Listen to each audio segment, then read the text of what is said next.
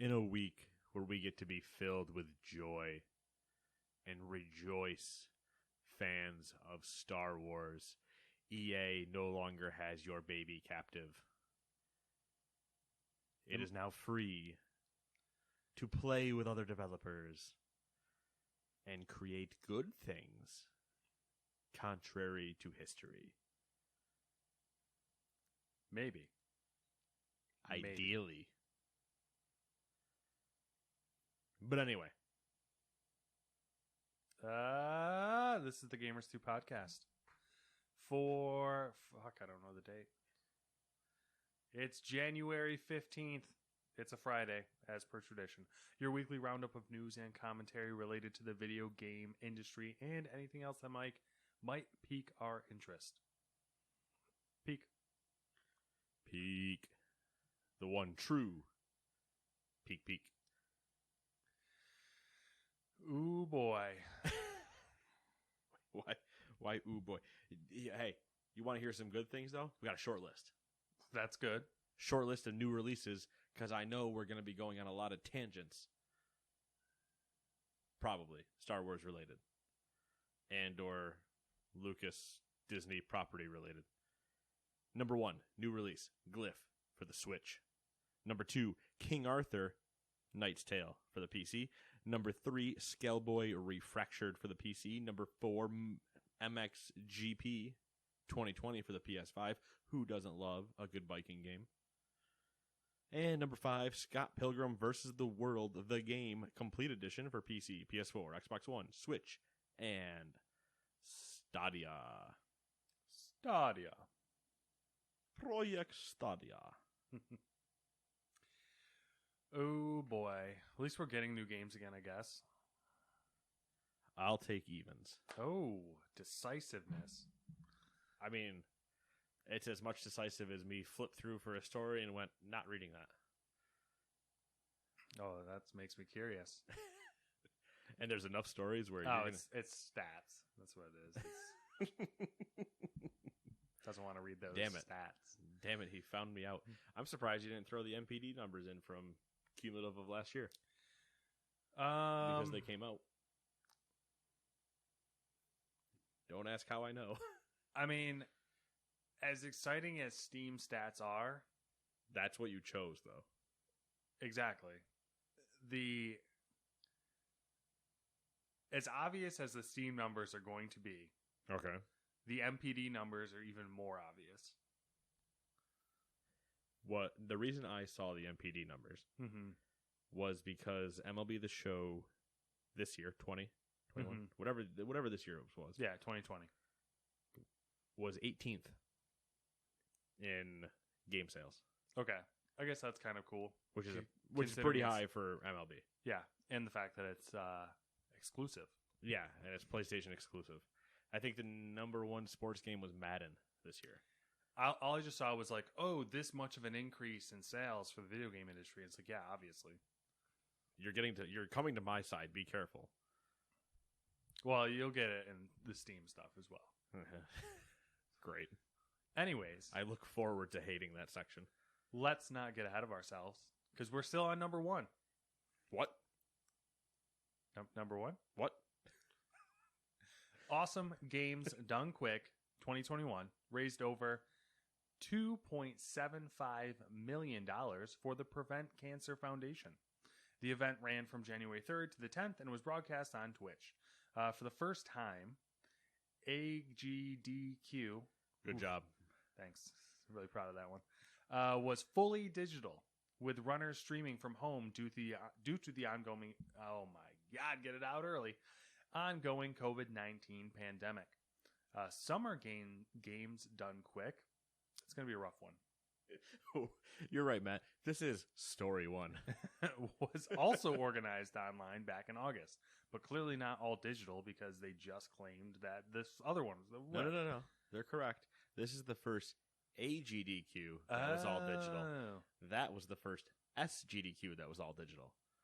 It's all in the finer things that you can claim when you get real specific. I am the only Nate Killian in the world with 10 toes. Find me another one.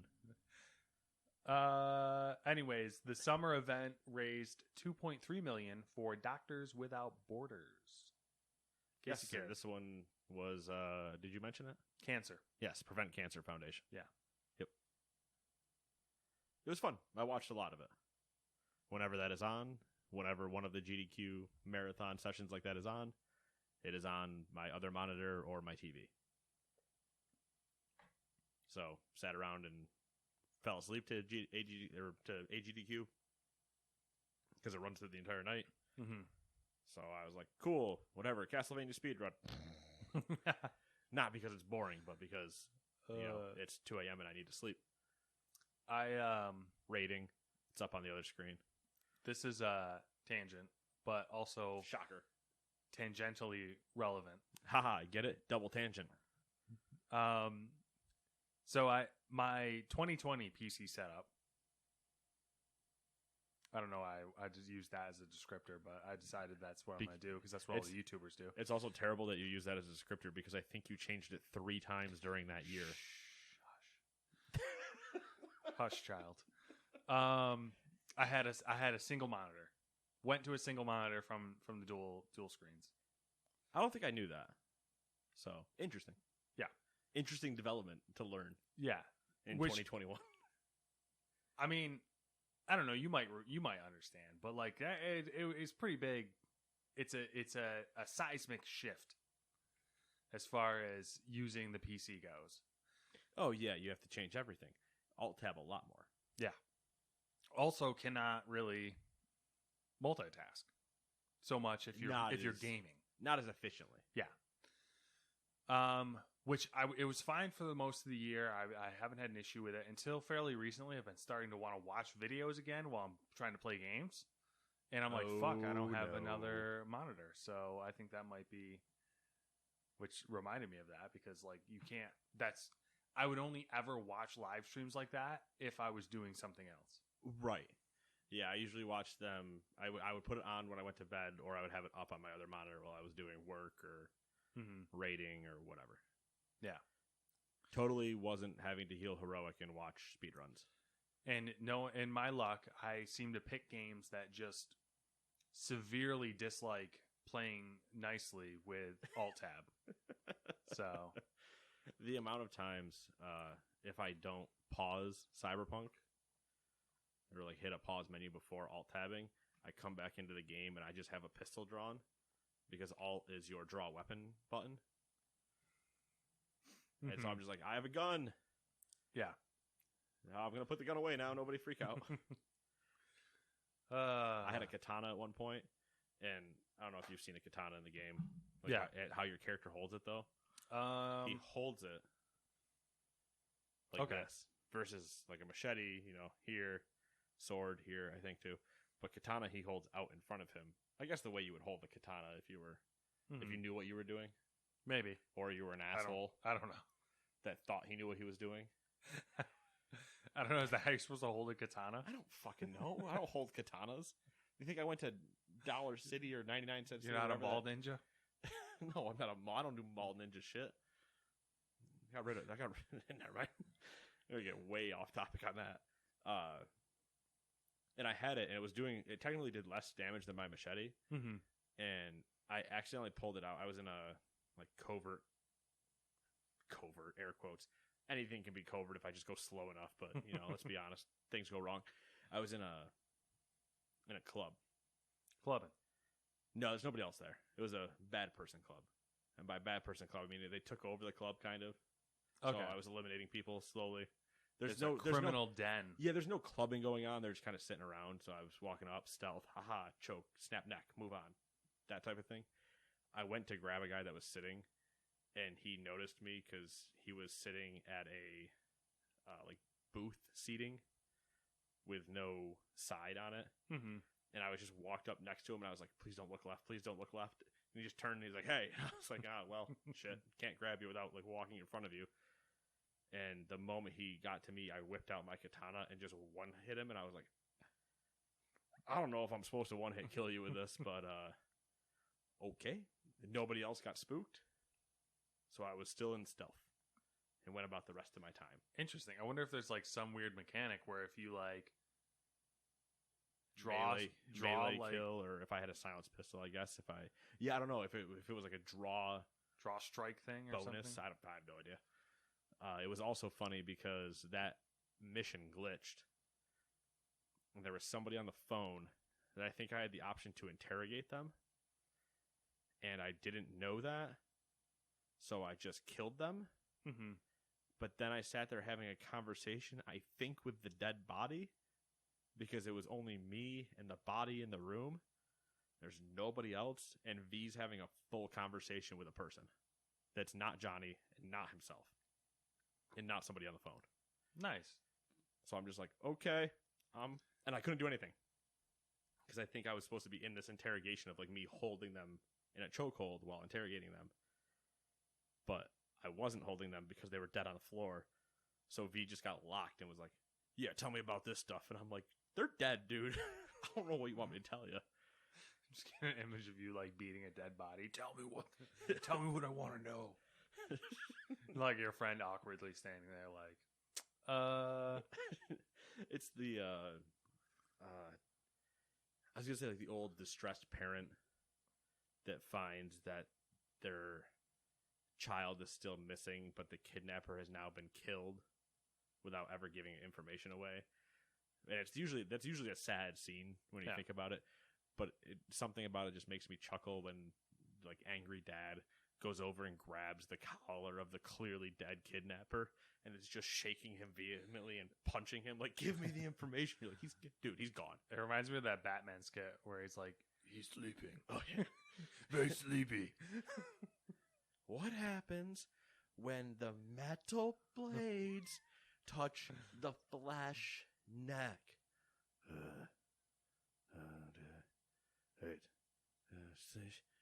They go to sleep. What? No. Do you not know what death is? My fish are on a farm. They romp, they play. There's a hammock made of dreams. Oh, I love it. College humor. Pete Holmes. Good times. Number 2. In case anybody wasn't to once again continue to be surprised by anything we were going to do, GameStop reported its holiday results, saying that sales were down 3.1% year over year to $1.77 billion, despite strong demand for the new PlayStation 5 and Xbox Series X and S consoles. Supplies of the new systems could not meet demand, which it pointed to as one reason for the decline. It also attributed the slide in sales to regional government-mandated COVID-19 store closures. I got another reason. I have about 6 other ones. What's They yours? Suck. Good. That's one of my reasons. Down to 5. I'm curious if you can come up with like 5 legitimate. Can I use some of the ones they already said? Because you went into it really confident, so I was like, damn, maybe he actually has 6. Because COVID is a problem. I like that they blame the government, but like, what are you going to do? You can't have sweaty basement dwellers walking into GameStop. That's a problem. I'm going to use that one. I'm going to take 2. Okay. 3, spent a lot of money with this whole Microsoft thing on redoing their entire back end. Okay. Does that affect sales numbers? No. Does that sink money in? Yes. But that should have been on Microsoft's account, so I'm not positive, but I'm going to say it's a reason. All right.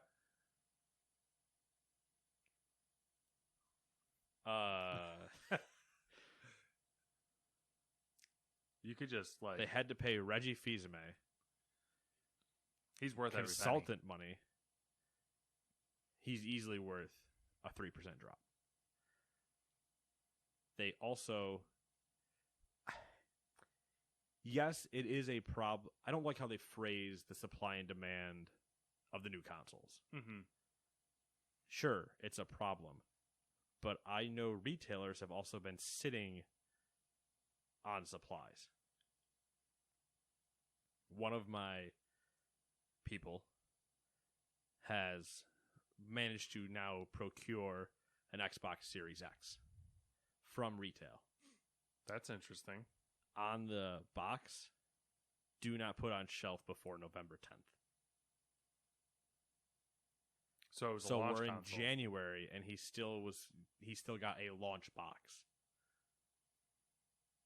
Interesting. So who's really holding up demand or supply? Because we know Sony said they sold everything to retailers. Yep. And now retailers are playing trickle consoles. Or Microsoft and Sony are not telling the truth and have been sitting on consoles. Cyberpunk cost them money for returns. Mm-hmm. 5. I need one more. I think it's pretty telling if...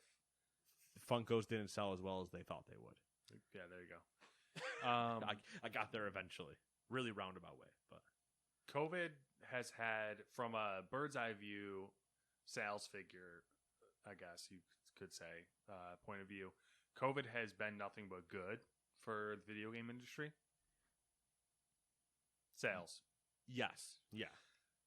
And if they can't, if they're still pulling a loss, like not even breaking even, then they're pretty far behind. I think it's this will be see what Microsoft's influence actually ends up being later. Mm-hmm. But I don't go on their online store almost ever. I've actually bought from it twice. I bought one thing from it. I bought my new Joy-Con after I took mine for a swim in vodka and Coke. Whoa. Listen, Mario Kart gets intense. Also, that's about the only time I think I bought from them online. But I feel like if you're buying games, they're not the place you go to unless you can go in person. Yeah. You're going there as a last resort to Amazon, Walmart, Best Buy, Target, whatever. I think which is weird because they're GameStop. Yeah. I mean, from my personal opinion, and this is just my opinion and point of view, I've only purchased from them twice, and it's been things. One time it was exclusive items, like things that only they had. Yeah. And the other time was they had a sale on. It was actually the Gundam models. You and your Gunpla. And the other time was the Funko Pops, the Revan and Malik Funko Pop. Once again, exclusive. I think exclusive. So like that could be their future. I mean, I think that was the way they were angling when they did the Think Geek thing. But yeah, and I mean, it's still. I believe it's still all Think Geek there anyway. They're just the storefront or partnered storefront with them. Mm-hmm. But it's that. I mean, we've said it before. That was part of the whole joke, is that used game section is going to get real small, and you're just going to see merch start flying in. Because at a certain point, I don't know. The writing's been on the wall for years. What do you do in a used game market? Eventually, it will die and be ran by like mom pop styles, not a giant corporation.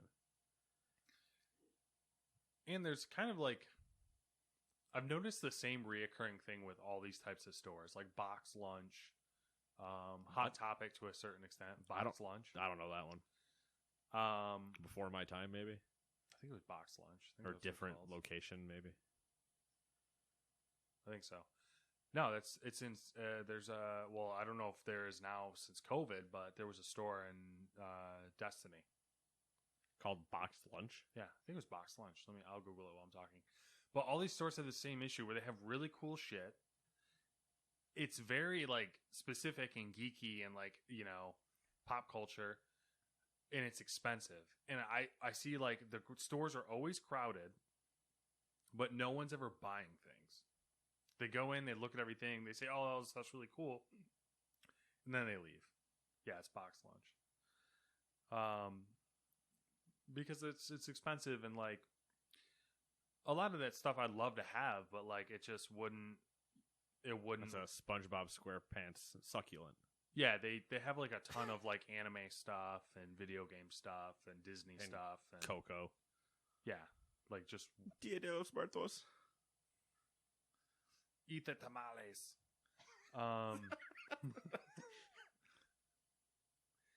Yeah. So yeah, there you go. There's There's Ladybug. there's my Yeah, it's always critique. It's the boutiques Bingo, where bango, bongo. I don't want to leave the Congo. No. Sorry, we're not doing Fallout 4 songs. Every time I hear Bingo Bango, it's immediately where I go. Same thing with Butcher Pete. But nobody really randomly says Butcher Pete. You don't remember that song? No. Was I the only one listening to the radio? I mean, half the time. Just hacking and whacking and slash. Oh yeah, okay, yeah, I remember that. Just one. hacks, whacks, chopping See- that meat. The thing with Fallout music is it's great, and once I've heard it like 5 times, though, radio gets turned off. Oh yeah, there's something to be said for constantly like switching radio stations. Or I Mhm. think I only listened to Diamond City Radio and Fallout 4 Yeah, that's the best one. because after I went and talked to the guy and like messed his entire life up, it got really entertaining to listen to. I'm not even listening for the music anymore. I need the commercials where he's just confused. It's my turn. Yeah, number 3. Take 2. Out of like 15 too. This one's like total mind blower. No one saw this one coming. Take 2 has withdrawn its bid for Codemasters following EA's offer of $1.2 billion. Codemasters' board of directors have also withdrawn their recommendation to sell to Take 2. In a statement, Take 2 said that it will continue to pursue selectively organic and inorganic opportunities that are designed to enhance the company's long-term growth and deliver results to its shareholders, end quote. Inorganic. Well, I'll get there, but it was what, 800 million? Something Or like that. 700 million Yeah, was yeah, the- 800 million, I think. Was the initial thing. We talked about this last week when we literally referenced this. And yeah, no shit, they backed out because they weren't going to match that. All right, well, fucking water bottles. Yeah, they weren't going to match that. There was no way. So, I mean, it's not a surprise. they could match it They if they wanted to. Right, but they don't. Yeah. Now they're just like, whatever, don't worry about Midnight Club anymore. It's gone. Yeah. You take your hopes and dreams and take them somewhere else. Yeah. That was never going to happen. I do like their statement where they're like, yeah, we're still looking for shit to buy. Yeah, which, no shit, obviously you would. Now on to the organic and inorganic. The fuck does that mean? Organic partnerships, so like natural partnerships, so you know, Codemasters, or was it Codemasters that said inorganic, right?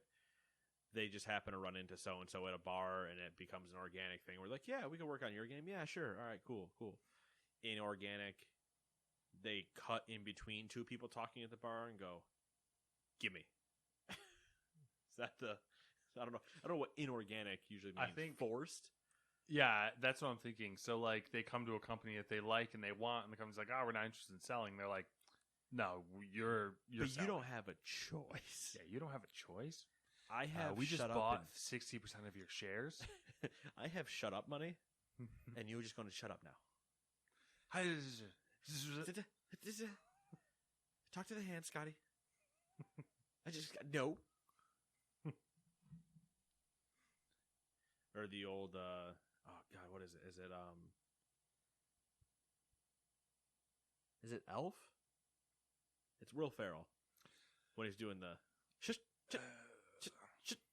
your mouth. Shut your mouth right now. Shush. I I've can't remember what it is. never seen Elf. Can't remember if it's that or if it's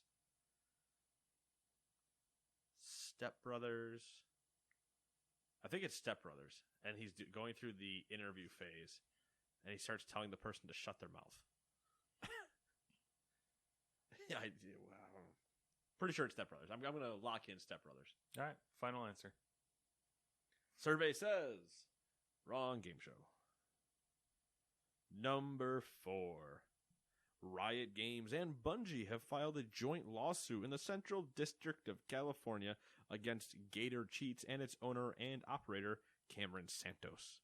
Santos is accused of selling Gatorant, a cheating software for Valorant that is not detectable by the game's anti-cheat program, Vanguard. Gator Cheats charges $90 a month for access to Gatorant, $250 for 3 months, and $500 to keep the software forever. Gator Cheats also sells a suite of software cheats for Destiny 2 for $100 for 3 months and $200 to keep. I guess, yeah, okay. The lawsuit highlighted that Bungie had already sent a cease and desist letter to Gator Cheats in November, but the site allegedly continued to sell and support the software behind closed doors. Both Gatorant and the suite of Destiny 2 software allow players to automatically aim weapons, reveal opponents' locations, and see a vast array of information that otherwise would be obscured. Yo, those prices, man. I'm in the wrong line of work. Yeah, especially if you take the idea that if you can convince 10 people out of 4 million to cheat, that's $1,000. In Destiny, it's $1,000. And then who's paying these prices for this? Fragile, egoed people and children with parents' credit cards.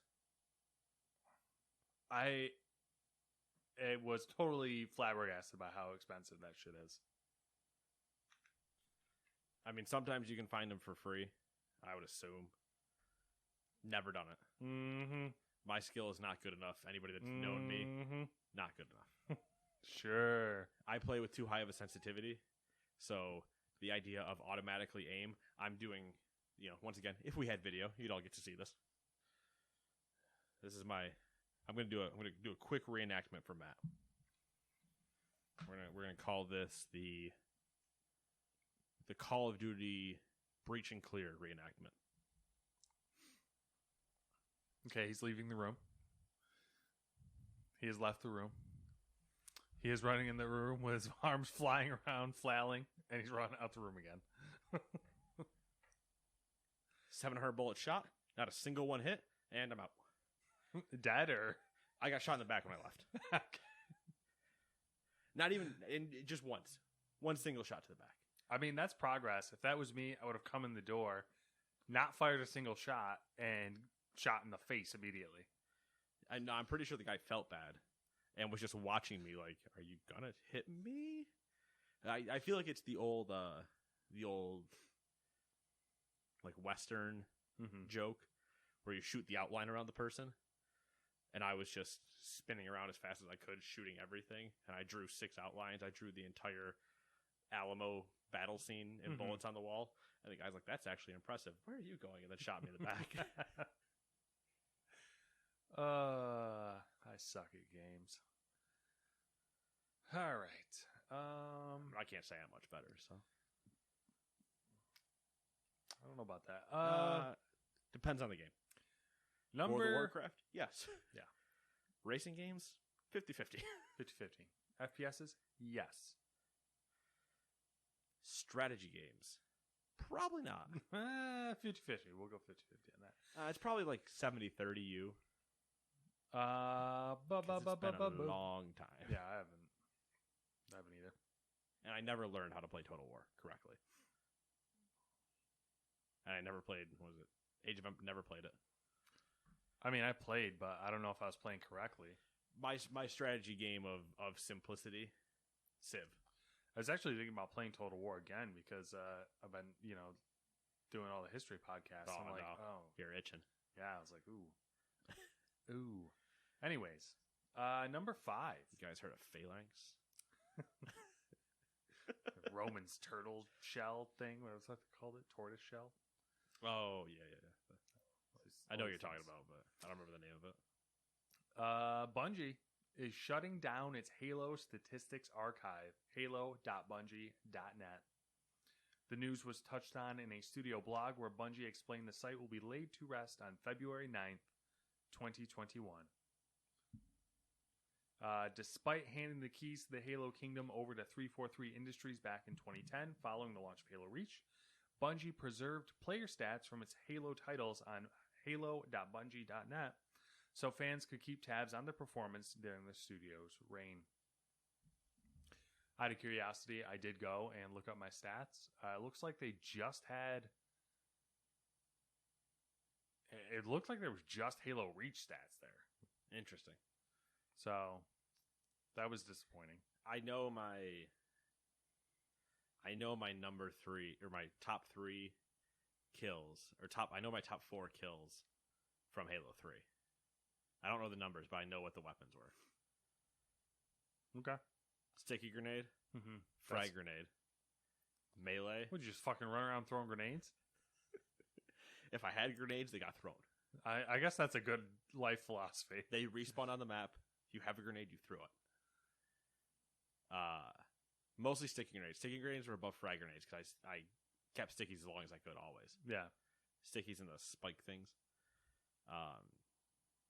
The stickies were way more fun than frags. I just love the idea of sticking somebody across the map.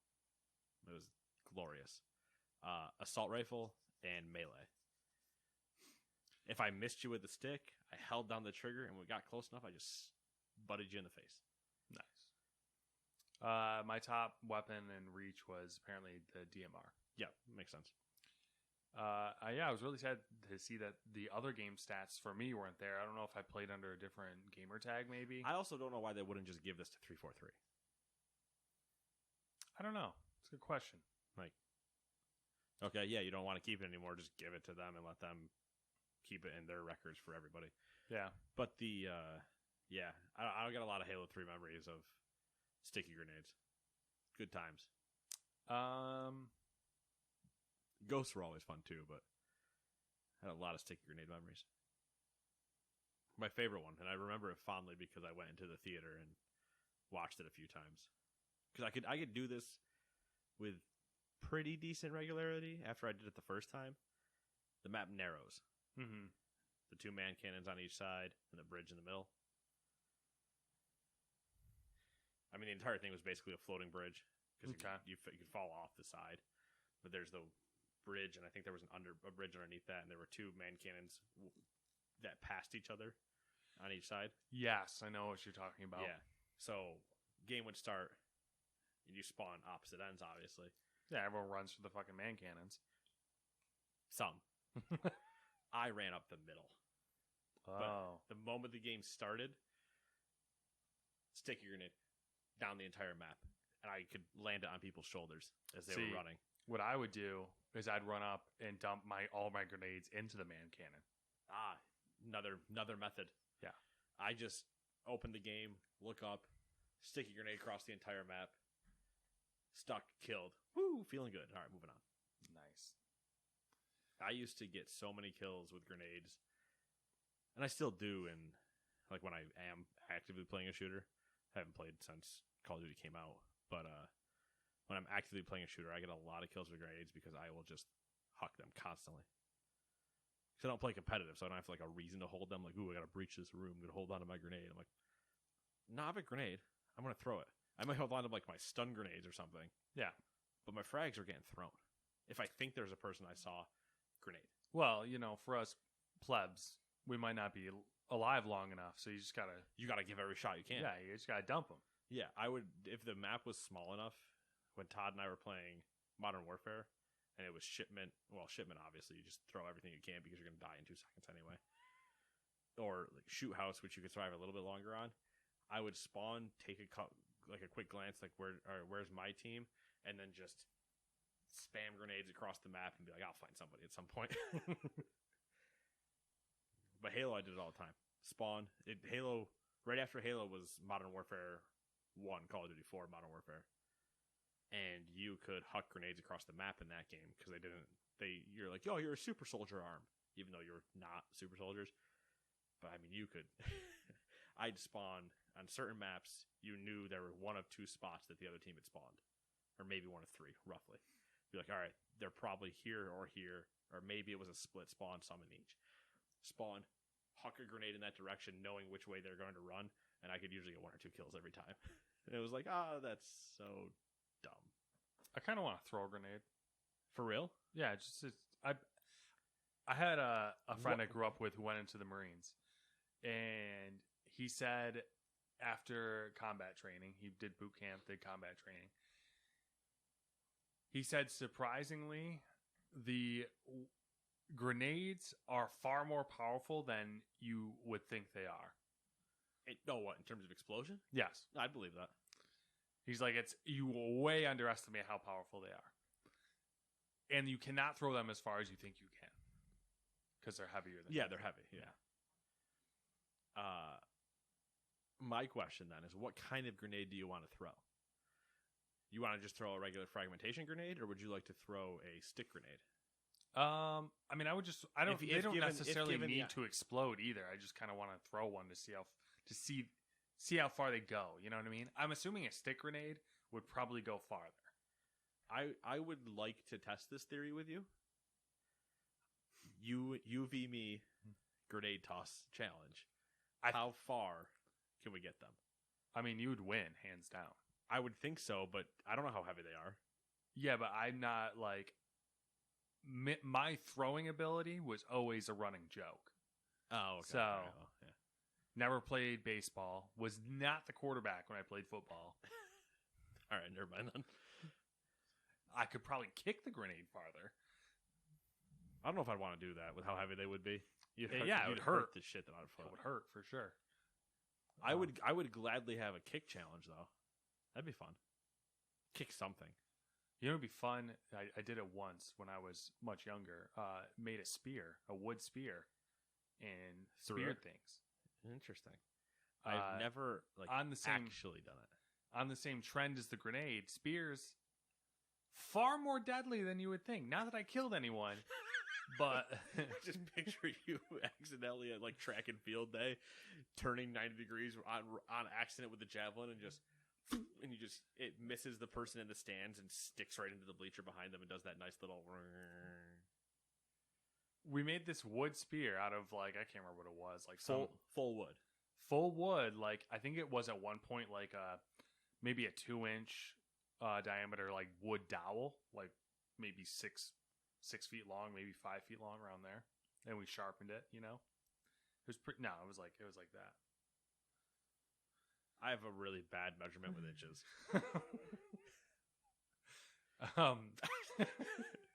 Take that for as many implications as you will. It was bad enough when Todd and I were doing the flooring, and I'm like looking at measurements, and I'm like, thank God there's a tape measure here, because if you asked me how long is that, I'd be like, I don't know, 40 inches. What do you mean it's 36? Fuck.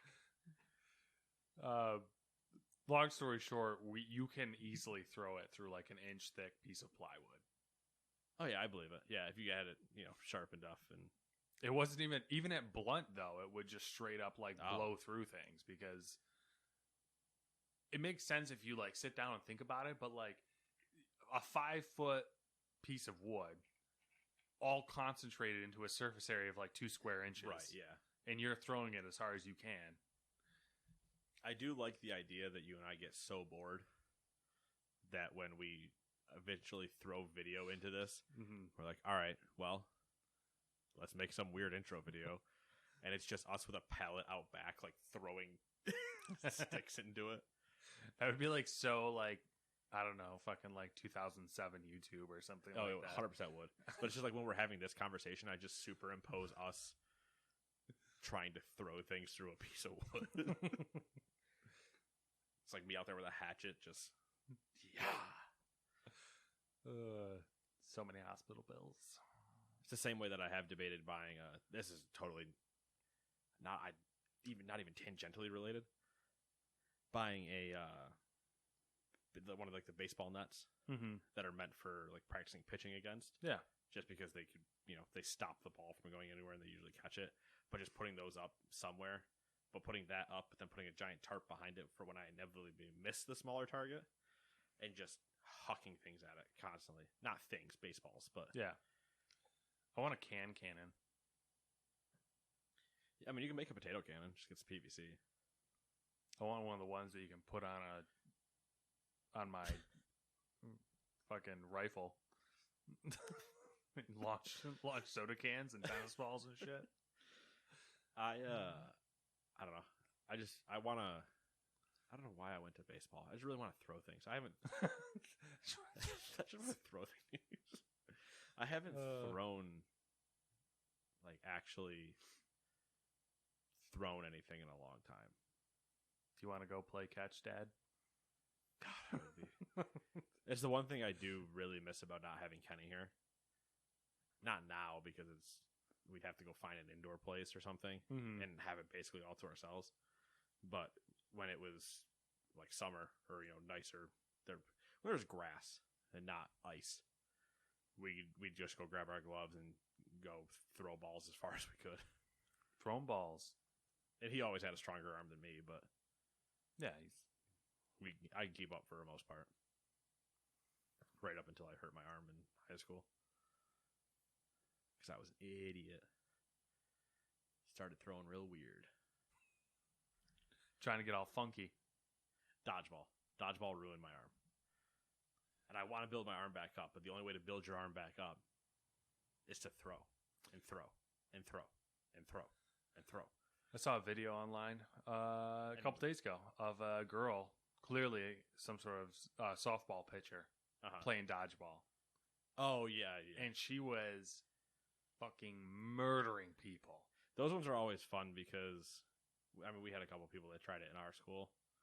And as long as you knew what you were doing, you just waited and just caught it. But I used to be able to throw. I still know how I did it. But it was just, I don't know if it was the way I gripped it or what. I never knew a true science to it. Mm-hmm. But the Gator balls. We're so far gone from video games at this point. What are called Gator balls? They're the foam with like that. I think they're called Gator balls because the skin is supposed to be like a gator skin or whatever. They're foam, but they got like that layer on the outside. Yeah, like textured layer around them. Mm-hmm. Because, you're not allowed to use those red rubber kickballs anymore for fear of murdering a child. Yeah. Understandable to an extent, but those are great. They made the coolest noises when they hit stuff. We're in high school. Once I get to play indoor and you get to hear boom off the back wall, it sounds pretty good. Yeah. Also, it sounded pretty good when you pinned somebody's head between that and the bleachers, but you should have ducked the it wasn't violent. I don't know what you're talking about. The Gator balls, I don't know if it was how, I think they've changed since then or whatever. Just the ones that we had, how I squeezed them. When I threw it, it was a laser beam until right about 2 feet in front of you, and it just dropped. Yeah, because you probably were squeezing it, and then it was like re-expanding. Yeah, I don't know if it was just how it hit the curve or what, but it would be just an absolute laser, and you'd be like, yeah, I'm just going to catch this, and it would just drop and nail you in the feet, and people were like, I don't know what to do, and I was like, sorry, man. It's probably the same effect. If anyone has a hollow core door. Are you telling somebody to go throw a hollow core door? Try to slam a hollow core door. Like slam it shut. Oh, you can do it. True, like one of the really cheap hollow core doors. I think that bathroom door is a hollow core. I don't know. It seems too heavy for that. But we used to have them in our apartment, and you could try to slam it. I guess there's a caveat there. I think you probably need like a narrower entrance. You try to slam it, and the wind resistance, it would go, and then would stop right before it would close. Anyways, we're way off topic now. This podcast has been like one of the worst, I think, in terms of us just leaving entirely. Yeah. Because we went to high school and throwing baseballs and I don't fucking know. Throwing spears through wood. So weird. Sounds like a bunch of fucking 10-year-olds. Let's go play some dodgeball and throw some spears. I managed to, one of the times I won the dodgeball tournament, I had managed to play Kenny's team in the final. And you beat Kenny? Uh-huh. He's probably pissed. He wasn't happy because I got him out first. He was the first person out on his team, and it was off of my throw. And he knows he shouldn't have. Dirty. Because I missed him, and it was going above his head. And he dodged when he should have ducked. No. He went to catch it. Oh. And it was raising up. I didn't get over it enough, so it just kept going. And he went to catch it. And I was like, you should just let that go, man. You would have been fine. And it tipped off his fingers and hit the wall. And soul crushing. I was like, sad day, bud. Sad day. Number 6. Speaking of something, Twitch streamer David the Grav, I don't really know how that is said. Martinez has broken the world. Oh my God! Please read things. David, whatever that name is, Martinez, has broken the record for peak concurrent viewership on the platform during a stream showing off a new Fortnite skin modeled after him. Per Twitch tracker, Martinez's stream brought in 2.47 million viewers. The previous record was Ninja with Drake at 600,000. So in case anybody's curious about how the numbers difference are, we're not a math pod. Figure it out. Kind of crazy, though, the difference. For a Fortnite skin. Yeah, he's a Spanish streamer as well, I believe. Nah, that might be. It is funny depending on when you log in and like look at Twitch numbers and who's streaming. You're like, I've never heard of this person, but they're a Brazilian streamer, they're a Spanish streamer, they're a Korean streamer, they're a Japanese streamer. They're not in the U.S. or even if you are watching it, there's people that have been starting streaming in the morning now, and it's like, how do you wake up and stream? Did you start at 4 a.m.? That makes more sense. Do you have this weird, I wake up at 8 p.m., I start my workday at 4 a.m. type of thing? You nocturnal people? Has Twitch or anyone ever figured out, like, viewership rates for, like, by country? I'm sure they probably have, but I don't know that they've released it. Because sometimes I see some of these streamers, like, the amount of viewers they have, and I'm like, the U.S. might not be the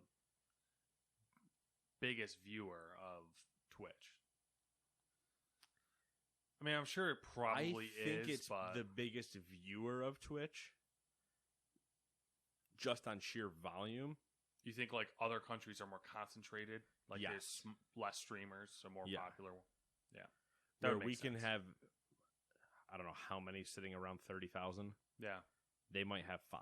Yeah, and we probably or like 5 really known ones or something. Yeah, and as bad as our internet is, some countries' infrastructure is worse. Yeah.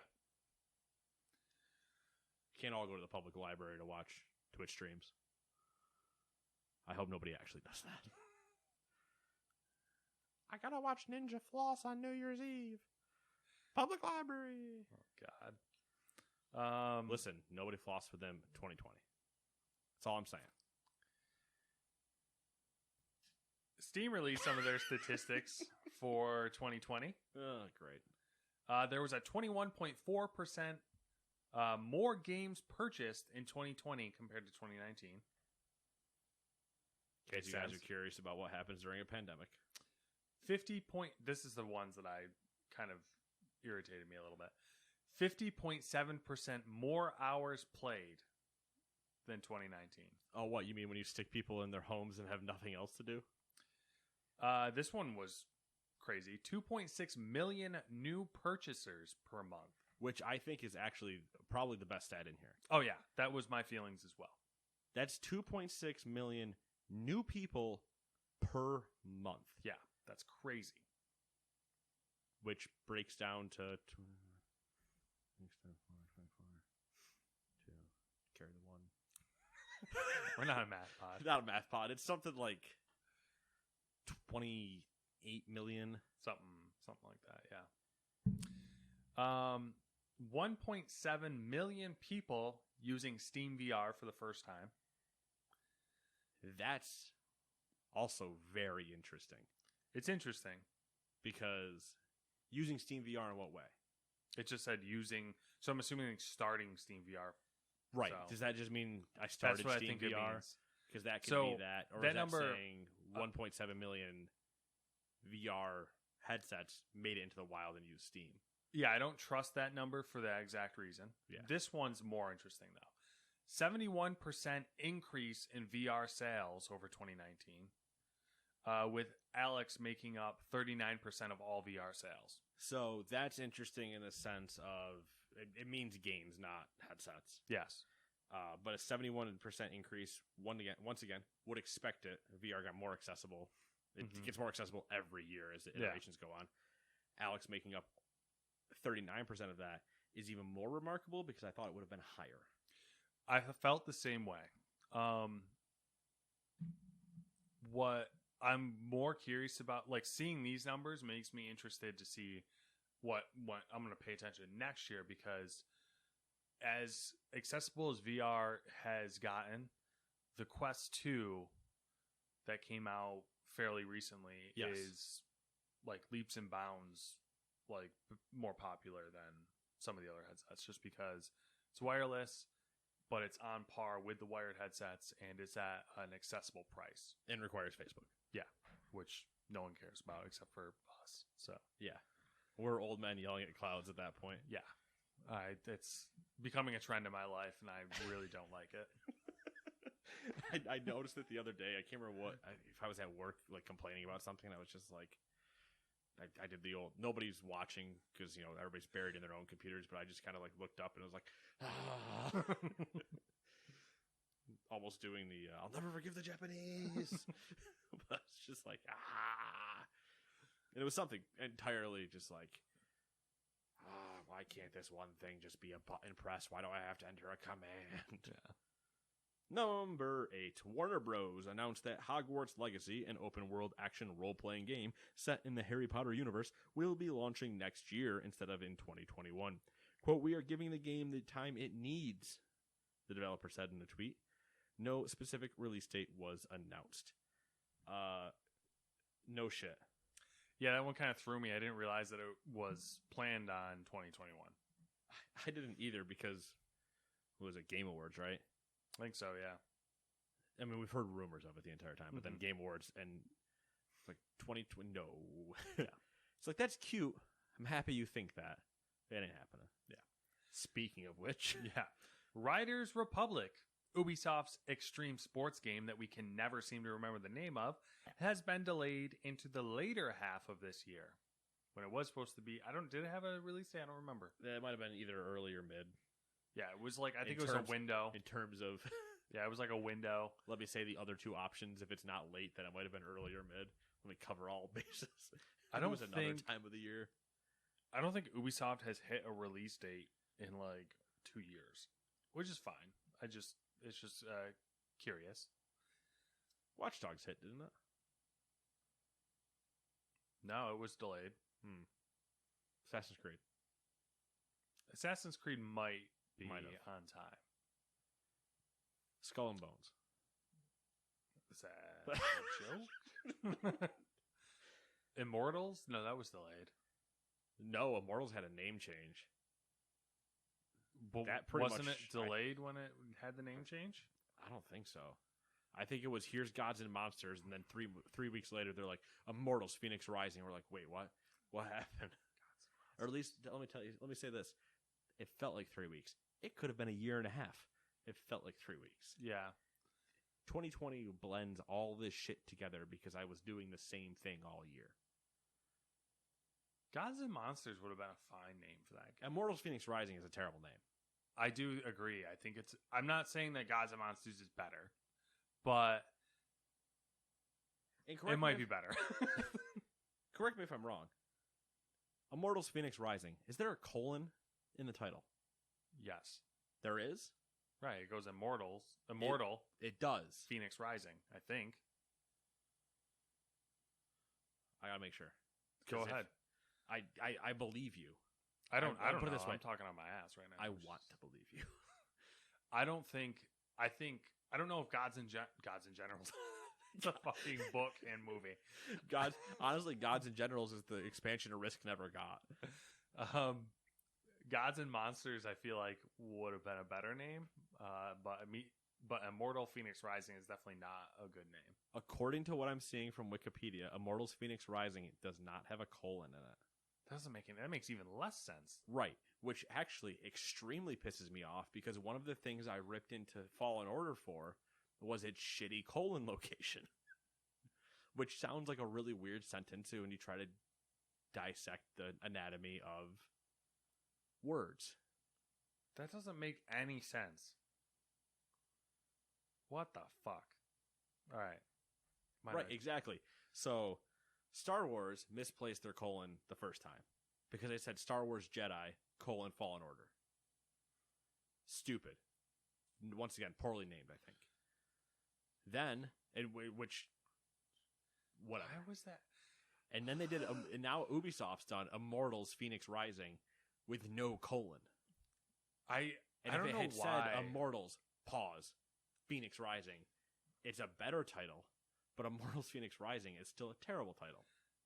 The Star Wars Jedi one really makes my blood boil for some reason. Yes, because it annoys when it got announced, and we saw it, and I went, "That doesn't make any sense. That had to be a typo." And then it kept going. I was like, "I'm now infuriated," because you know that Game 2 is going to be Star Wars Jedi Rising Order, Yeah, or Star Wars Jedi Find the Younglings, or Star Wars Jedi Murder the Younglings. they could have called it like Jedi Fallen Order, a Star Wars story, and that would have like kept with their movie naming scheme at least. Literally call it Jedi Fallen Order. Yeah,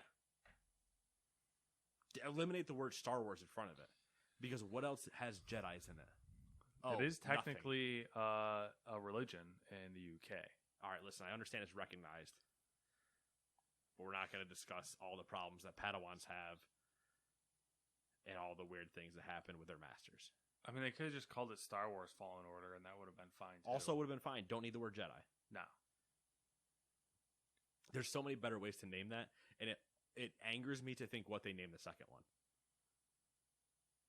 What would be worse?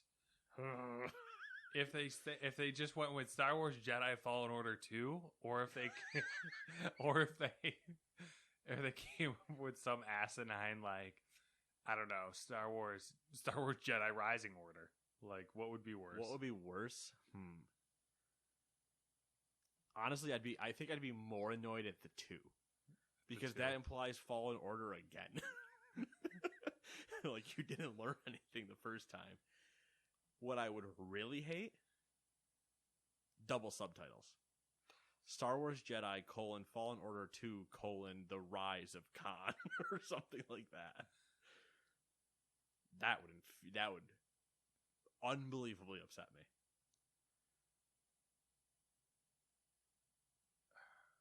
My God, I don't fucking know. Proper colon placement is important. Sloppy people. It's not me. Never mind. Number 10. Capcom has announced a Resident Evil showcase for January 21st at 5 p.m. Eastern Standard Time. Capcom will stream the event on its Twitch, YouTube, Twitter, and Facebook channels. Has a Facebook channel? Capcom is expected to show a new trailer, a first look at gameplay, and a tease for a new title. The event is being hosted by none other than Brittany Bombrocker. I don't know who that is. What good games? Oh, I can't speak now. Oh, I think they released a trailer. Steimer, Brittany. Oh, I think they released a trailer today too, or teaser or something. There is a lady in it that looks terrifying. Once again, welcome to Resident Evil. Yeah. Whew, sweating over here. I might have said her last name wrong. Hold on, I gotta look it up now. I can't remember where the R is. Is it Brombacher or Bombrocker? I think it's got Brom. a lot to go. All right. You look that up. I'm gonna get your name right. I'm sorry. Hold on. I'm gonna speed through this real quick.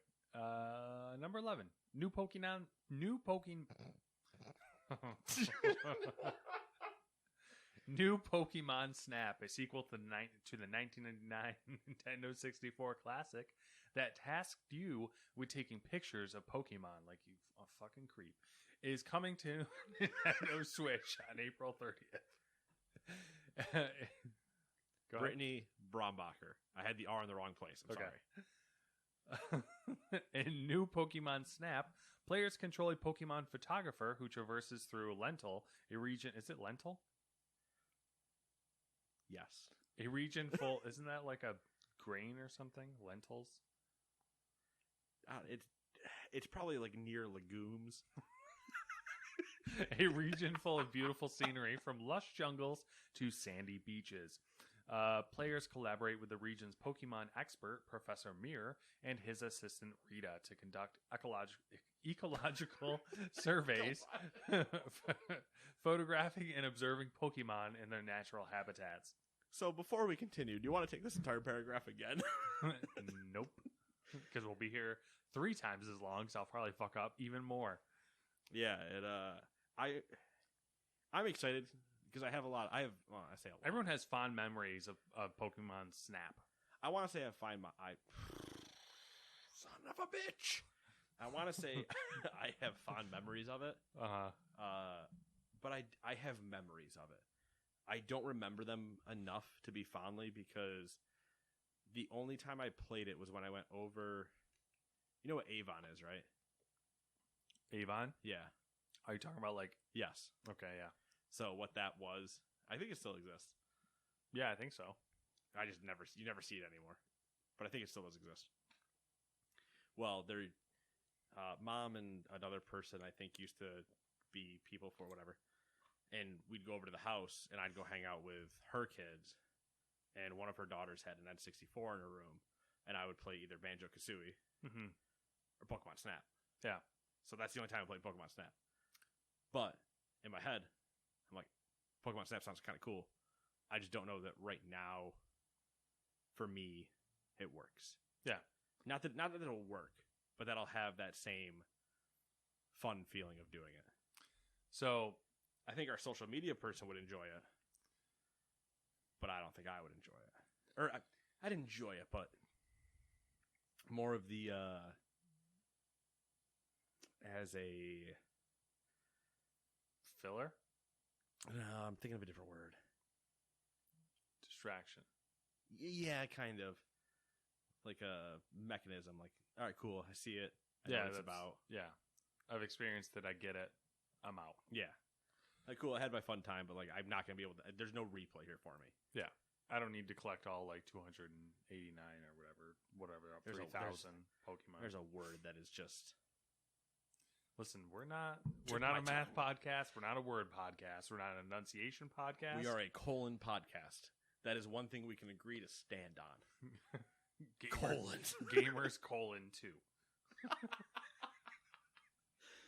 Gamers 2 : question mark?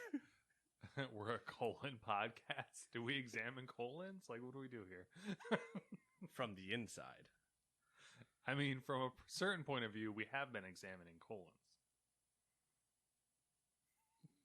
I'm just waiting for the SWAT doors to come in and hear the flashbang go off and be like, "You guys talking about colons in here?" We're losing our minds.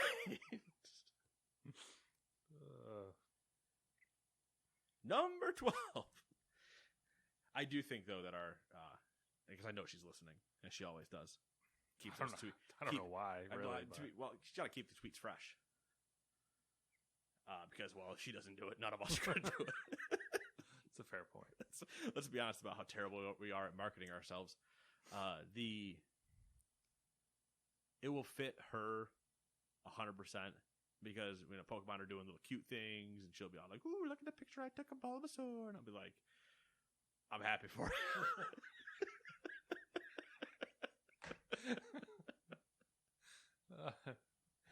The same thing you say to the kid when you don't give a shit. It's really cool, honey. Yeah. Keep playing with your game. You keep it down. He's trying to watch porn. That went dark. Listen, I can only watch so many horrible Netflix shows before that's not a reality. I don't think that sentence makes sense either. Number 12, Lucasfilm has announced a new unifying identity behind all gaming titles connected to Lucasfilm, titled Lucasfilm Games. Lucasfilm Games. It's not Lucasfilm : Lucasfilm Games. No, there's a colon in there. I know, but I'm not reading it how it is. In a blog post on StarWars.com, Lucasfilm announced new social channels for Lucasfilm Games, as well as a new logo that will appear in all future Lucasfilm Games titles. The new Lucasfilm Games has existed for decades, initially as the video game development group of Lucasfilm founded in 1982. It was renamed during a reorganization in 1990 to LucasArts, which was later acquired by Disney. However, LucasArts was all but shut down in 2013 when Disney laid off its staff, shuttered its in-progress projects, and converted the business into a licensing arm, and also told everybody, "Fuck your canons, we're out of here." RIP Star Wars 1313, EA Motive, and every other Star Wars title that came after. Also in 2013, EA signed a multi-year exclusive licensing deal with LucasArts to develop Star Wars titles, a deal which will expire in 2023, if not renewed. Which does bring us to our next piece of news. For the record, EA, during their time with the license, Battlefront 2, Fallen Order, Squadrons, and whatever they've done with Knights of the Old Republic. Yes. Yes. Right? No. The Old Republic. Sorry. Yeah. Not Knights of. Yeah. I hate that KOTOR and Tor are a thing.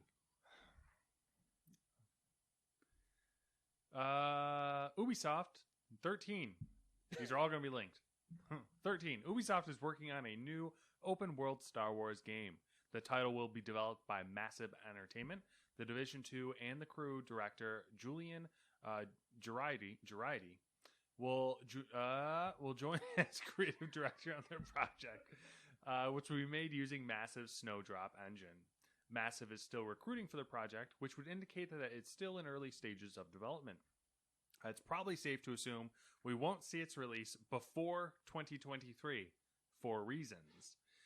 In an interview with StarWars.com, VP of Lucasfilm Games Douglas Riley clarified that EA will also continue to work on Star Wars titles going forward, with several projects currently in the works. Do you want to pause here and do thoughts? Do you want to do the next one and then do all the thoughts? No, I want to pause here. Okay. I love this. This is very interesting. This also spells that there's no Division 3. That was... I think it's telling how... I don't know if passionate's the right word, but that was one of the first things I saw in my internet bubble, was that people was like, well, I guess we're not getting the Division 3, but I guess we're getting Star Wars, so fair trade. Yes, and I'm still not happy with how they dealt with Aaron Keener in Division 2. But... Well, I think we'll get Division 3. We're just not going to get it anytime soon. No, because the other half of Massive is also working on... They have 2 games. The Star Wars one, and there's another one they're also working on. Mm-hmm. I don't remember what it is now, though. Maybe they'll hand... But it's a big enough title that it's those 2 that there's no way they could do the Division at the same time. Yeah. I think they're going to just keep the Division going in its little life cycle here, and then if we see 3, you're talking like 2025. Yeah. I was going to say 2026, but same point. Yeah. Same while. Yeah. The idea, though, of Star Wars Division is sexy. Yeah, that's what... When done right. So expectation bars. My feelings were on a crazy-ass roller coaster when I was reading about this, because I was like, oh, other developers are making, other publishers and developers getting Star Wars. Fantastic. Yeah. And it was like, Ubisoft's making an open-world Star Wars game. I'm like, no. And then it was like, oh, the Division 2, creative director. I was like, that's interesting. And it's going to use the Snowdrop engine. I'm like, what? The Division Star Wars? Yeah, it's... Star Wars Rogue Division. Yeah, it's the Division Coruscant. It's a very interesting idea to use Massive, and I think it's the right call versus using the Watch Dogs or Assassin's Creed Studios, because they don't know when to stop, and Division makes a very... I wanted to say live world, but it is a very... Both DC and New York City were very cool to run around. I think I enjoyed New York City more, but that was just because of the snowfall and all the... You could be out in the middle of a snowstorm. Yeah. In DC, it was like, oh, it's raining. And I was like, oh, I gotta hate the rain. I'm very curious and really optimistic because of what the Snowdrop engine is capable of. Yeah. And I don't know, like, I'm really curious what the plans are based on the team and the engine choice. Like, open world Star Wars game. Like, I'm just curious. I'm really curious what they're gonna do. I'm very curious what they're going to do, and also if it's cliche, I'm going to hate it. I'll state that right now. If any of these games come out and they're cliche Star Wars bullshit, I'm going to be so annoyed. Which is the fear, because there's some, like,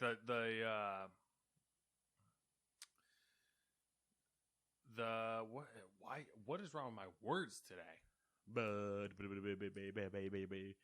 Lucasfilm has the Star Wars canon really locked down, and it doesn't leave game developers much options as far as like where they can explore. So I'm assuming they're dictating to them what their options are. Right. But if Lucasfilm actually has the canon locked down, maybe we'll get some actual understanding of what the fuck the canon is. Yeah. Because it's Disney also went, none of it's canon. And then they went, but some of it's canon. Especially this piece and this piece and this piece and this piece. And I'm like, I don't know what the fuck is canon anymore. Yeah. And the other thing is now we have like two competing forces in Lucasfilms. The light and the dark. We have your old school Star Wars gang, which is the old guard, the old Republic. Yep. Which is your Kathleen Kennedys and the movie crew. Yeah. And then you have the New Republic.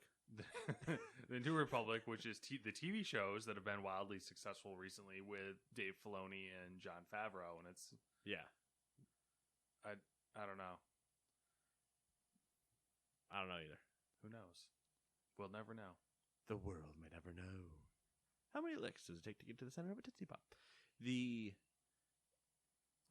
I'm intrigued to see what it's going to be. What would you want to see?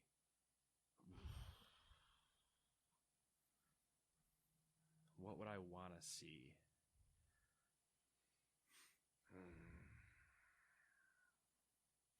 I don't. If I played the idea that it's Star Wars Division, I would love to see us in a Coruscant or other city planet. Mm-hmm. I think Coruscant just lent itself to being known and not having to like explain not a new world, but to have mass appeal. Put them on a planet that is at least somebody can point to and go, I've seen that before. Yeah. And then some type of attack in there by bounty hunter or like smuggler bounty hunters. Basically just rewrite the Division into that. But don't do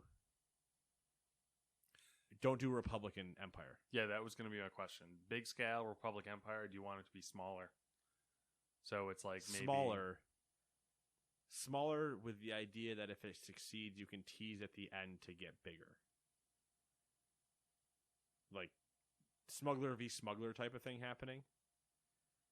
You have your crew of smugglers and there's you're playing with 4 other probably smuggling factions that are constantly at war with everything.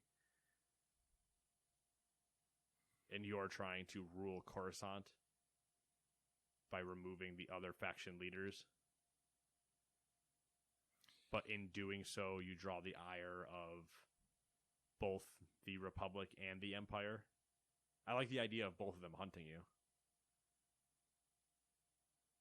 I was just curious. I was looking up what other games was made in the Snowdrop engine. I think it's just Division 1 and 2. Or am I wrong? There's a couple surprising ones in here. Are they Ubisoft titles? Mario and Rabbids Kingdom Battle. Ubisoft title. South Park, The Fractured Butthole. South Park, yep. And the rest are to be announced, to be TBA. Skull and Bones. No. Some untitled Avatar game, The Settlers, whatever that is. Another Rabbids Adventure Party, and then the Star Wars game. Yeah. So, I think that's my idea. I haven't fleshed it out at all because you caught me on the spot and I wasn't thinking about it. But I like the idea. You're a smuggling crew versus other smuggling crews. Your goal being to control the trade in Coruscant or whatever. In killing the other smuggler leader, whatever types, you draw the ire of both the Empire and the Republic. Republic because you're a smuggler, they don't like you. Empire because you killed some of their trade routes. So now you get to fight both of them as well. I don't like the idea of you aligning with either of them. It's too done. It'd be interesting if or we got a given the choice, some sort of Clone Wars thing. Yeah, that'd be interesting. I don't know how you'd work that though, but it would be cool to fight droids.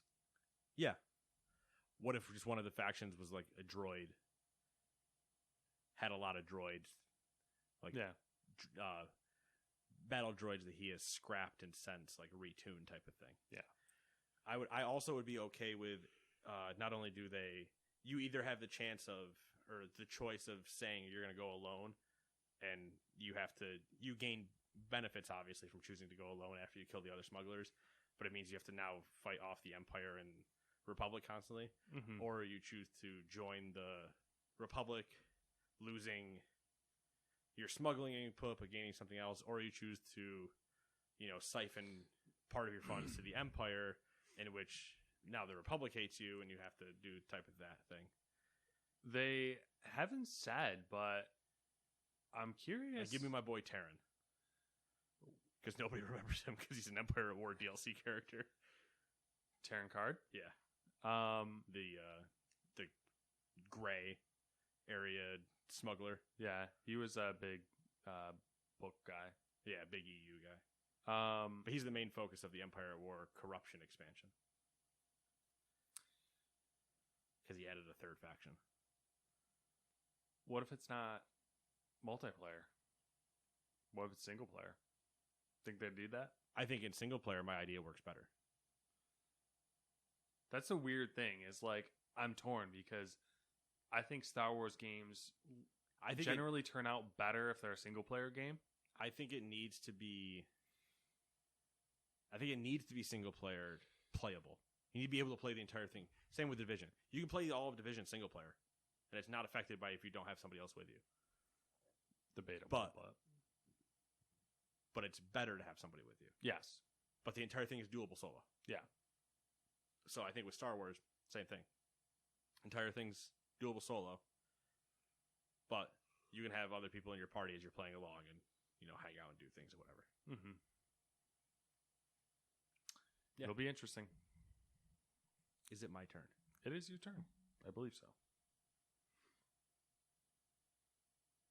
We're going long. We're like an hour and a half right now. Bethesda Softworks announced that it is making a new Indiana Jones game in collaboration with Lucasfilm. In a post on Twitter, the soon-to-be Microsoft subsidiary announced that the game will feature an original story and will be developed at its Machine Game Studio, with Tycoon Todd Howard, serving as executive producer. Machine Games is best known for its work on the modern-day Wolfenstein series of games. As for Howard, the Indiana Jones project will add yet another highly anticipated title to his workload, as he's already involved in two major Bethesda projects that aren't expected anytime soon. We are, of course, referring to Starfield and The Elder Scrolls 6. So that's 3 huge games that they are on the docket. Yeah, and I mean, while Todd's executive producing, it's not like Machine Games really needs him to be hands-on. Yeah. Probably just do a lot of, yes, I bless you to go do that. Oh, Bethesda. Don't use the creation. At least Machine Games doesn't. What do they use? Unreal? I think they use Unreal. That's good. But yeah, Bethesda's either going to make an amazing recovery, or they are going to crash and burn. Yeah, it'll depend on if get them off the fucking creation engine. I think that would be giant step number 1. What engine does her Forza use? Do they have a proprietary engine? I think so. I'm pretty sure they do. I feel like I can see the starting screen, but I don't remember what's on it. I don't remember if the engine's actually there or not. It's gonna bug me. I don't know if this one. I have honestly no idea what they're gonna do. Unreal 4. It is Unreal 4. Okay, cool. I honestly have no idea what they're gonna do.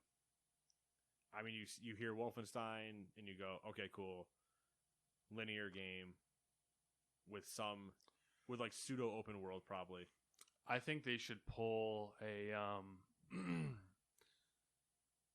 I think they should do an Uncharted style game. Oh, shocker. I think with an Indiana Jones game like this, you should play it safe.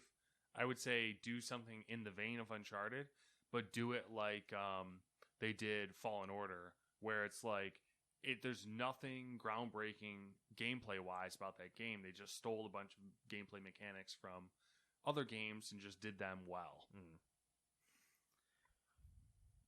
I think I agree, but I need more Lara Croft.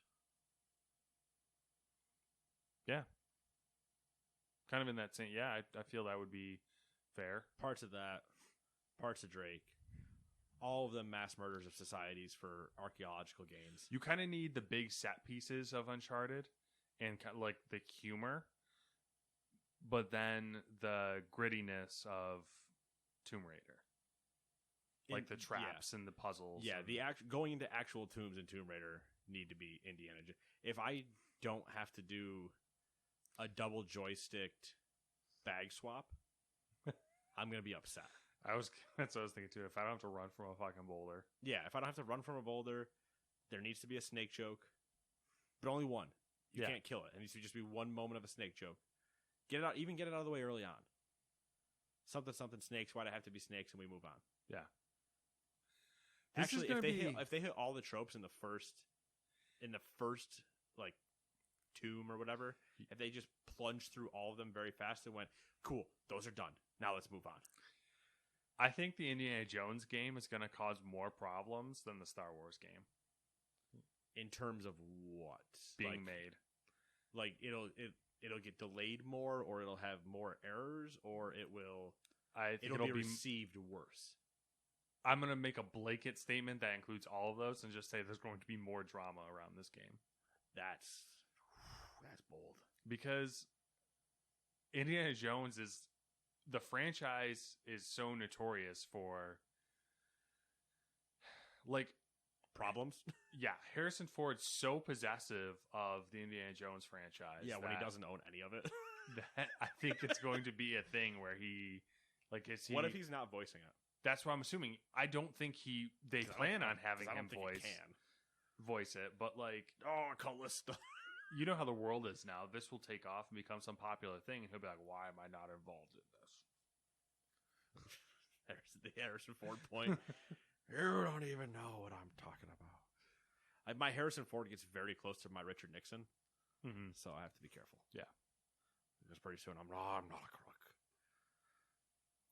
Yeah, I know what you mean. He gets very touchy. Yeah, which will stir up drama. But they also could just go, I don't give a shit, dude. Shut up. That's true. Because at the end of the day, Ubisoft's not going to go, Harrison, shut up. They're going to go, Lucas, deal with this. Go fight him. And you're going to get George Lucas to come out of retirement and box Harrison Ford for who gets to be an Indiana Jones. And it's going to be pay-per-view, $5 a ticket. I don't know who would win. At this point, it's a toss-up. That's what I'm saying. Like, back in the day, probably Harrison. Yeah, I would have said Harrison Ford, but I think George Lucas has aged better than Harrison Ford. I don't know about necessarily aged better, but they've now equaled each other. Yeah. Where now it's one might punch the other one into dust, and I don't know. Or maybe one of them has the crystal skulls. You never know. Maybe it's like an Indiana Jones game, but it's like an origin story type game. So you see a young Indiana Jones. Oh, God, can we not? I think that's more likely than anything else. And Shia LaBeouf's voicing it. No, I was thinking like Chris Pratt. No, I don't want any. You know who it's gonna be. We already know who it's gonna be. Oh yeah, but It's gonna be Nolan North and Troy Baker. It's gonna be Troy Baker, so I'm assuming it's gonna be. And my guess is it's gonna be Nolan, and Troy will be some other party in it. It depends if it's because Nolan's got a great voice, getting a little older, so he's got that graveliness going on. It's a mix of that and also do we think he could get away with people knowing he's that and Drake? Like, I think if it's older, would there be enough people going, "Are you fucking kidding me?" If it's older Indiana Jones, it's Nolan. If it's like a younger Indiana Jones, yeah, it's Troy. I think Ubisoft would get a ton of shit casting either of them. I don't know if you remember the beginning of The Last Crusade, but it had River Phoenix in it as a young Indiana Jones. Oh, okay. Where he's running down the circus train. Oh, yeah. Okay. That's where I'm thinking that Indiana Jones with Troy Baker. Who gets to play the kid that yells Dr. Jones, Dr. Jones? Short round? Yeah. Dr. Jones. Dr. Jones, Dr. Jones. Yeah. That's good. I think that actor died. Well, rip Short Round. Yeah. Your name is officially now Short Round. Also, I still will stand by the statement that they will get too much shit if they cast either one of them. That's what I'm saying. Indiana Jones, for some reason, is a drama whore. Whatever they're going to do, there's going to be shit thrown. They need to specifically not cast those two. I love those two. They do great work. Mm-hmm. But you can't cast them after Drake. The problem is the tie to Uncharted. Because everybody will just go, "You're just doing Uncharted." Like, none of us give a shit. I mean, realistically, it's going to be people like us who are going to say stuff, right, which is going to be like... We already know they're going to do Uncharted. Yeah. Because what else do you do? Because Uncharted is Indiana Jones. You either do Uncharted or you do Tomb Raider. Yeah, and both of those did Indiana Jones. So we're just coming full circle now.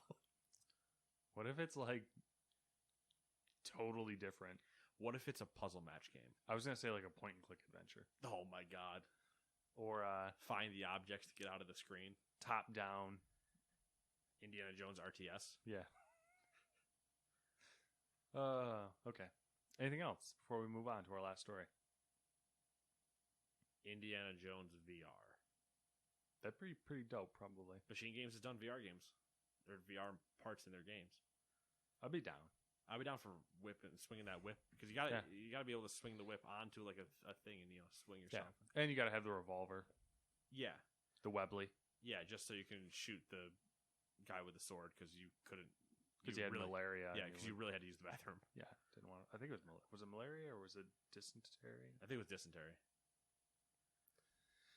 Because either way, he really had to use the bathroom in that scene. That's why he shot the guy, which I think is one of the greater improv moments that they're like, "Yeah, screw it, we'll keep it." Yeah. 15. Final. Yeah. The founder and co-chief executive of CD Projekt Red on Wednesday gave a detailed apology for the launch quality of Cyberpunk 2077 on older consoles, as well as an explanation from the inside of the company and what went wrong and why. CD Projekt also published a post-launch support roadmap for the beleaguered, that's a lovely word, RPG, promising multiple updates over the coming year, including free downloadable content and a free update to newer consoles. Marcin Iwinski acknowledged the older consoles' problems and said CD Projekt, quote, underestimated the task, end quote, of making a game optimized for PC run smoothly on 7-year-old consoles. Quote, we made it even more difficult for ourselves by first wanting to make the game look epic on PCs and then adjusting it to consoles, especially old gens, end quote. CD Projekt Red also posted an FAQ with additional information. According to the FAQ, they are actively working with Sony to relist the game after fixes, and they are working to bring fixes to the game without any obligatory overtime / crunch. Yep. You watched the video? Yep, I did. I think I was more cynical about it than I think the rest of the media that I saw, at least. Everyone seemed to be like, oh, they apologized and they gave, like, Yeah, they apologized, but they didn't really say anything meaningful about like what went wrong. There's quite a bit of PR speak in the entire Yeah. thing. At one point, it almost sounds like he threw it under at QA. Yep. You know, but I think this is good. Now I think they need to go silent. Other than having to dispel rumors if they show up again, you have to stay silent now. Because the more you just keep talking, the less it's going to mean.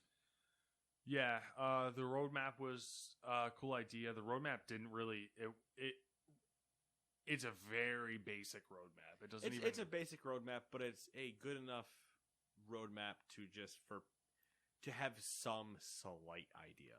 Yeah.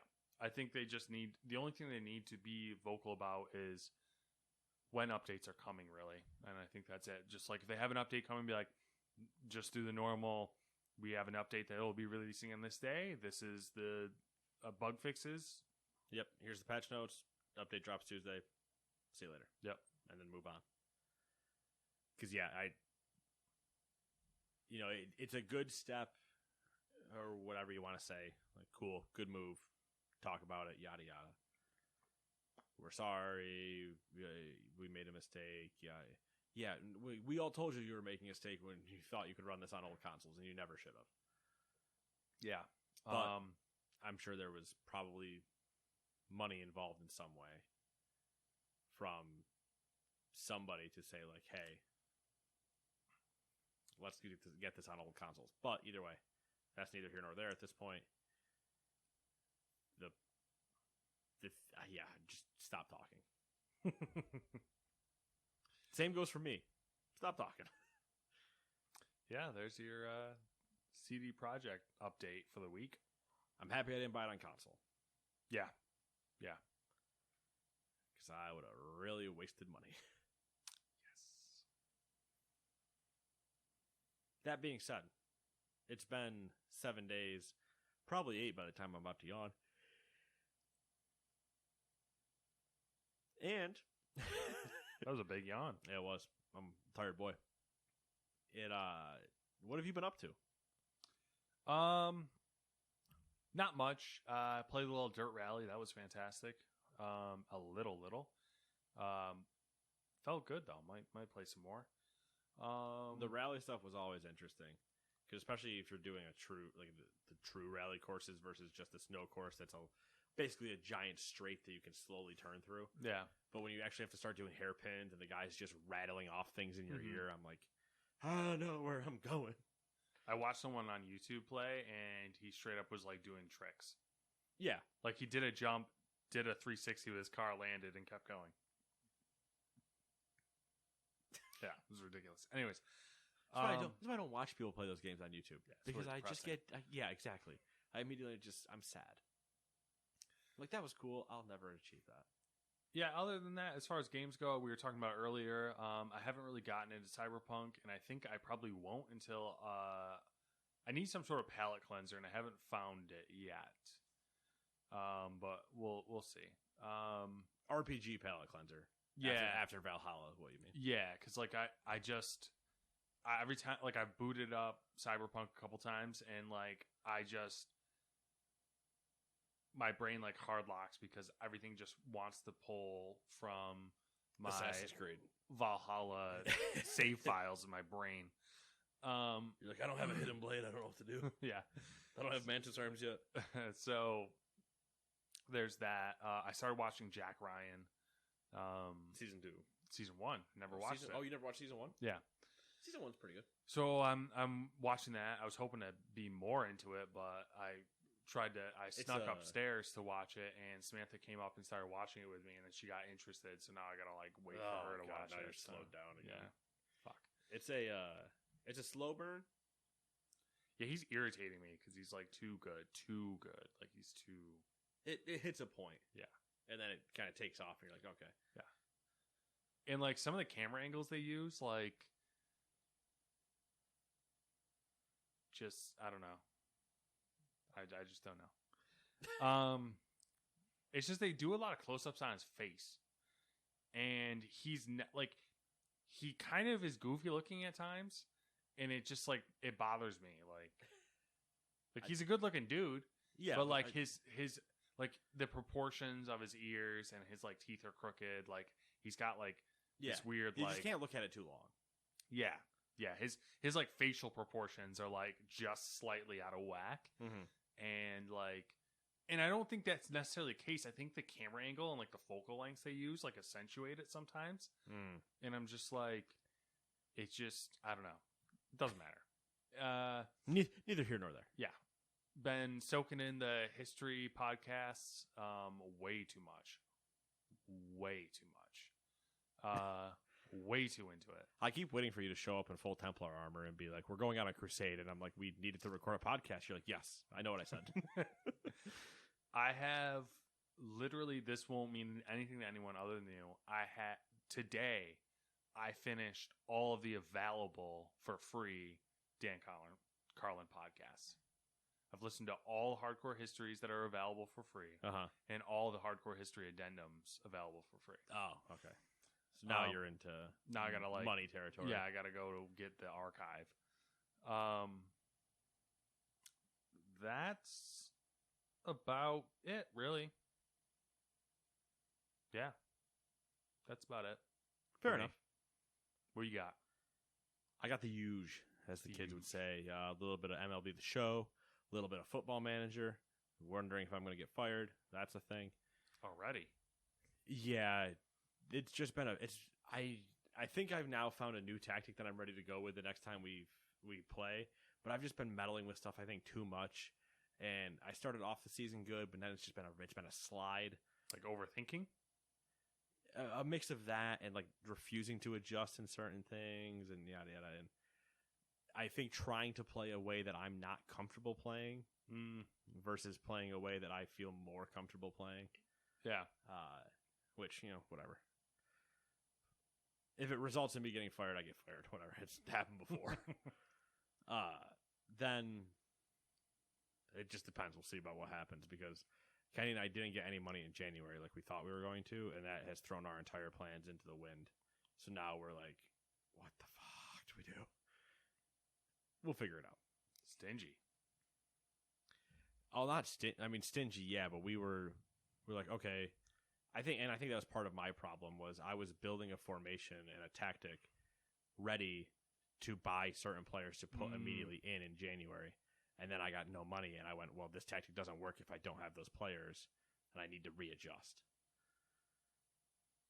But that's my side hustle. More Cyberpunk still. Moving right along.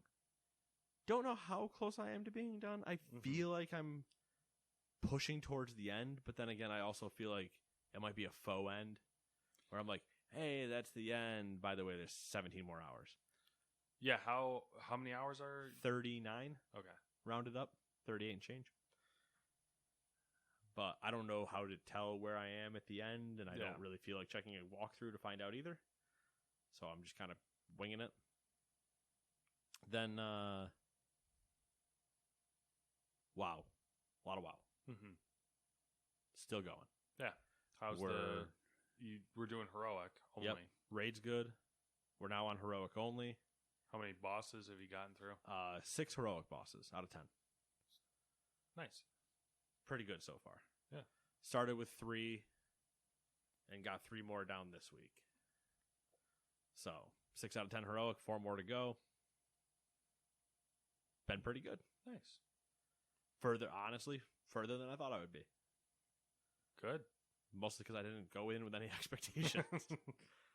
I was like, cool, I killed normal. Anything in heroic's a bonus. We killed 6. Oh, all right, we might be able to do this. It's amazing how enjoyable things can be when you don't have expectations. It's a mix of that, which once again is a mantra of this podcast. Yeah. Low expectations, always be pleasantly surprised. High expectations, constantly disappointed. 2, it's amazing what happens when you enjoy the people you play with. Yeah. When you remove the toxic element. Yeah, for the most part. Like 95% of what I enjoy. There's a few that teeter. Like, I enjoy you, but in doses. Like, it's a good thing this is the only time I hear you. Otherwise, I might lose my mind. There's like 2 or 3, but don't, you know, I don't show them any disdain. Yeah. So they don't get to know who they are. Mm-hmm. Secrets. But yeah, it's been good. I've been not kicked out of healing, but I basically no longer heal unless it's a healer fight, which one of the fights is a healer fight, and or like somebody's not there. I'm basically just DPSing now. Whatever works for me. Did you get usurped? No. Yeah, I wasn't kicked out of healing, like truly, like okay, you're done healing type of thing. But I think I do the most damage out of all the healers if I switch my class. So it's like we could really use the help here and not here. Yeah, type situations. like we need your damage. The healers can cover you, so go damage. And I do good damage when I actually play that spec, so it's fine.